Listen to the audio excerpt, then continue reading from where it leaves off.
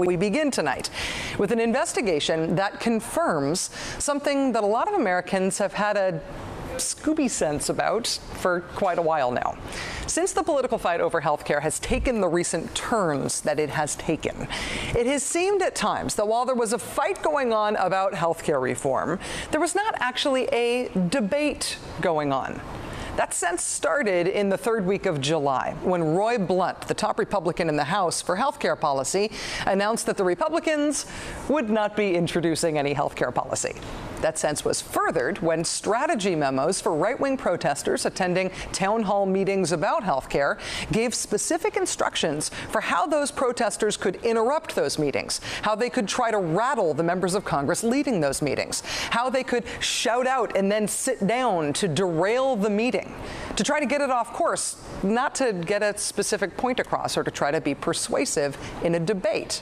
That sense that this was a fight but not a debate was furthered still when Democratic Congressman Brad Miller, who decided not to have town hall meetings after getting death threats, decided instead to offer his constituents the chance to meet with him one-on-one, to meet with their member of Congress one-on-one so they could tell him their views on healthcare policy and so they could hear his. Quite an opportunity, right? If you care about healthcare policy? Yeah, except the resounding response from his constituents opposed to healthcare reform was no. We don't actually want one-on-one meetings with our member of Congress. We'd prefer a town hall meeting. The better to get on the YouTube yelling like other like-minded people. Who cares about policy? Who cares about health care, really? It's felt for weeks now like the conservative reaction to the prospect of health care reform has not been seen by conservatives as an opportunity to debate what to do about health care in the U.S. There is one side wanting to talk about that, but the other side, the conservative side, just wants the whole discussion to not happen at all. It's not a fight over how to fix the American healthcare system. It's people who want to fix the healthcare system versus people who don't even want this conversation to happen and who want to make sure that nothing happens to the current healthcare system. Today, we have confirmation that what it has seemed like is exactly what it is. Greg Sargent at the website The Plumb Line uncovered details of a conference call that was held last week among some of the organizers of the town hall disruptions.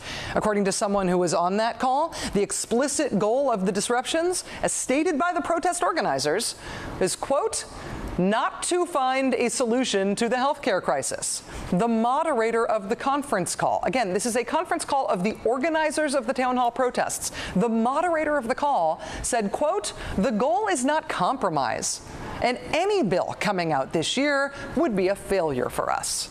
Yet another organizer put it even more bluntly, saying, quote, we have an opportunity to realistically kill Obama's agenda. That conference call was brought to you by a group called the Tea Party Patriots.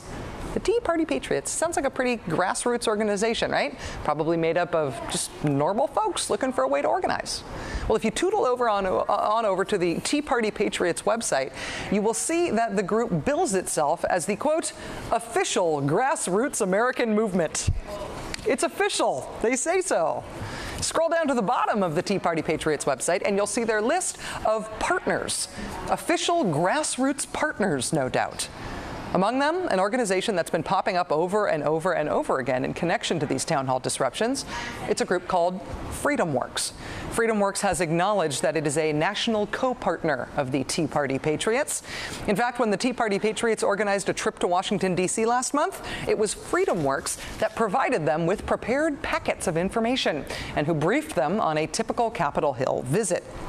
Last week, FreedomWorks came out with an August Recess Action Kit, directing people to town hall events and arming them with questions to ask. Recently, FreedomWorks officials have been going on the TV machine to brag about, in their words, blowing up town hall events and calling on those who attend them to be, quote, aggressive. FreedomWorks is a Washington, D.C.-based advocacy group that is chaired by the former Republican House Majority Leader, Dick Armey. In addition to being the head of FreedomWorks, Mr. Armey is a senior policy advisor at a Washington, D.C.-based lobbying firm called DLA Piper. Among DLA Piper's clients and former clients who just might be interested in what happens with healthcare reform, pharmaceutical maker Bristol Myers Squibb, who paid DLA Piper through the end of 2008. Medical device supplier SleepMed Incorporated, who also ended their arrangement with Piper just last year, healthcare provider Metropolitan Health Networks, and the pharmaceutical firm Medicines Company. Now, we mentioned Medicines Company on this program last week, and while they do acknowledge paying Dick Armey's legal firm for lobbying, they told us explicitly that the type of activities that FreedomWorks is engaged in now, with the shutting down of the debate over health care by shutting down town hall meetings about health care, this group, the Medicines Company, says that that is not at all what they were paying for. So the question is, why are DLA Piper's clients relevant? There appears to be some pretty good evidence that when you pay Dick Armey's lobbying firm, DLA Piper, you get what Dick Armey's grassroots organization, FreedomWorks, does. Take the American Council of Life Insurers, for example. According to government records, they hired DLA Piper in February of 2007. Within 6 months, they'd paid the lobbying firm $100,000. What else happened in that 6 months? You guessed it! Dick Armey's group, FreedomWorks, grassroots, remember, began lobbying Congress to deregulate the life insurance industry. You know, that all just happened to happen within the same 6 months. And of course, perhaps it is just mere coincidence that FreedomWorks happened to have a newfound ideological, purist grassroots commitment to life insurance deregulation. At the same time, the American Council of Life Insurers hired Dick Armey's lobbying firm. It could just be a coincidence. Could be, right? Want one more? In 2006, DLA Piper began lobbying for the Senado de República, the Mexican Senate. The purpose of the lobbying, quote, enhancing U.S.-Mexico relations.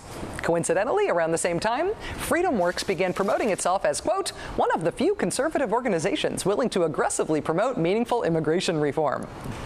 Another coinky-dink. It's very grassroots. In 2004, when President George W. Bush was trying to privatize Social Security, a FreedomWorks employee was introduced at a White House economic conference as a single mom from Iowa who supported President Bush's efforts. The president's budget director even singled out that FreedomWorks employee as one of the regular folks who was behind the whole idea to privatize Social Security. This is how FreedomWorks does their work. They try to create the impression that they're just regular grassroots Americans without any financial or political interests in the outcome of these policy fights. On the board of directors of FreedomWorks, you'll find Richard Stevenson. In addition to being director of FreedomWorks, a group that's actively trying to derail healthcare reform, Richard Stevenson is also the founder and chairman of Cancer Treatment Centers of America, Incorporated. He's also president of International Capital and Management Company, which runs a hospital consulting company. Totally disinterested party, right? Then there's the president of FreedomWorks, a gentleman named Matt Kibbe. Before joining FreedomWorks, Mr. Kibbe was the former senior economist for the Republican National Committee. Before that, he was chief of staff for Republican Congressman Dan Miller of Florida. Republican officials and the health insurance industry and for-profit hospital consulting firms and for-profit cancer treatment centers and all of these other people have every right to participate in this debate. Of course they do.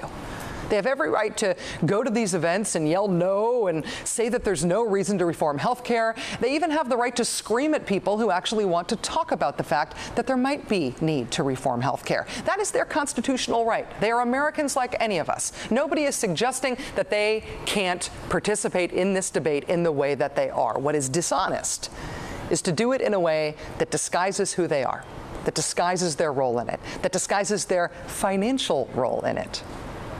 Washington lobbyists and healthcare executives and former Republican Party officials have just as much a right to shout down the policy debate about healthcare reform as anyone else does. These folks have just as much a right to try to derail this entire process as anyone else does.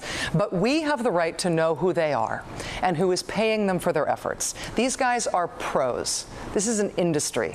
This is Beltway politics being organized and played out in town halls across the country. And as we have said before, and I fear we will have to continue saying and saying and saying again, this should be reported as such.